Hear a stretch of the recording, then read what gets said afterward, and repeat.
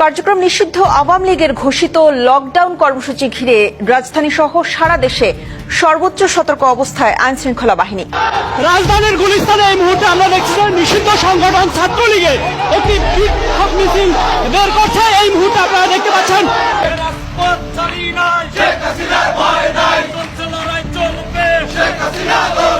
Theoretically তো যখন একটা দলের কার্যক্রম কিছু সময়ের জন্য ব্যান করা হয়, থিওরিটিক্যালি ওই ব্যানটা আপনার পার্মানেন্ট কি পার্মানেন্ট না সেই ধরনের প্রশ্ন থাকে, কিন্তু বাস্তবিক অর্থে আওয়ামী লীগের কার্যক্রম নিষিদ্ধটা উজ্জ্বল হবে এই ধরনের কোনো সম্ভাবনা আমি দেখতে পাচ্ছি না, আমি অন্তত দেখতে পাচ্ছি না। আওয়ামী লীগের ডাকে সারা দেশে পালিত লকডাউন কর্মসূচি আজ রূপ নিয়েছে এক ঐতিহাসিক গণসমাবেশে। রাজধানী ঢাকা, বন্দরনগরী, চট্টগ্রাম, নদীমাতৃক বরিশাল সহ দেশের প্রায় সব জেলাতেই সকাল থেকেই আওয়ামী লীগের নেতাকর্মীরা জোরালো বিক্ষোভ মিছিল, স্লোগান এবং শেখ হাসিনার নেতৃত্বে ঐক্যবদ্ধ সমাবেশে অংশ নিচ্ছেন। রাজধানীর সোহরাওয়ার্দী উদ্যান থেকে শুরু করে শাহবাগ, ফার্মগেট, গুলিস্তান ও মিরপুর পর্যন্ত সর্বত্র চলছে আওয়ামী লীগের বিশাল সমাবেশ।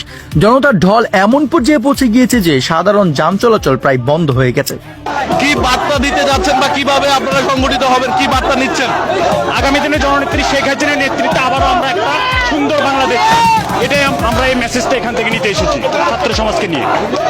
আমরা আজকে বাংলাদেশের বৃহৎ সংগঠন, বাংলাদেশের প্রাণীর স্পন্দন, জননেত্রী শেখ হাসিনার হাতে গড়া সংগঠন বাংলাদেশ ছাত্রলীগের পক্ষ থেকে আমরা বগুড়া ছাত্রলীগের নেতৃবৃন্দের সাথে আজকে আমরা এই সমাবেশে যোগ দিতে এসেছি।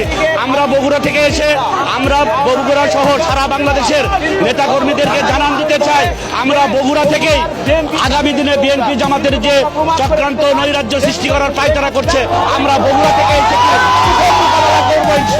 রাজনৈতিক বিশেষজ্ঞরা বলছেন, গণ অভ্যুত্থানের 1 বছরের মাথায় আওয়ামী লীগের এভাবে হঠাৎ করে রাজনীতির লাইমলাইটে ফিরে আসা নিঃসন্দেহে বাংলাদেশের রাজনৈতিক প্রেক্ষাপটে একটি বড় বার্তা বহন করছে। তারা বলছেন, এই গণজোয়ার প্রমাণ করে দলটি এখনো দেশের রাজনৈতিক মাটিতে শক্তভাবে দাঁড়িয়ে আছে। এদিকে ঢাকার বিভিন্ন জায়গায় আওয়ামী লীগের ব্যানার, পেস্টুন ও শেখ হাসিনার ছবি সম্মিলিত পোস্টারে ছেয়ে গেছে। সকাল থেকে সন্ধ্যা পর্যন্ত লকডাউন কর্মসূচি চলাকালীন কোথাও কোথাও শুধু স্ফূর্তভাবে জনতা শেখ হাসিনার নামে স্লোগান দিতে শুরু করলে পুরো এলাকা মুখরিত হয়ে ওঠে। 13 নভেম্বরের এই লকডাউন কর্মসূচি শুধু আওয়ামী লীগের শক্তি প্রদর্শনী নয়, বরং এটি একটি দলের পুনর্জাগরণের প্রতীকও বটে।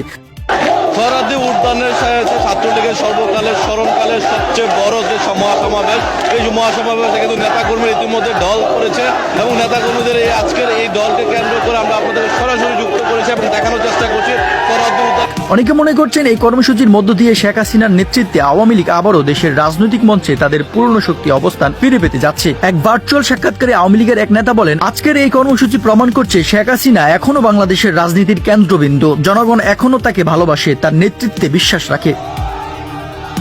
সন্ত্রাসের জনক, অবৈধ অসাংবিধানিক ভাবে ক্ষমতা দখলকারী, অর্থ ক্ষমতালোভী ফ্যাসিস্ট রুসের পদত্যাগ, অবৈধ আইসিটি আদালতে জাতির পিতা বঙ্গবন্ধু শেখ মুজিবুর রহমানের সুযোগ্য কন্যা মাননীয় প্রধানমন্ত্রী দেশরত্ন শেখ হাসিনার বিরুদ্ধে দায়েরকৃত সকল মিথ্যা মামলা প্রত্যাহার ও সকল রাজবন্দীদের মুক্তির দাবিতে 10, 11, 12 এবং 13 এই 4 দিন ব্যাপী এদেশের গণমানুষের প্রাণ প্রিয় দল বাংলাদেশ আওয়ামী লীগ মাননীয় নেত্রী প্রধানমন্ত্রী শেখ হাসিনা কর্মসূচি ঘোষণা করেছেন।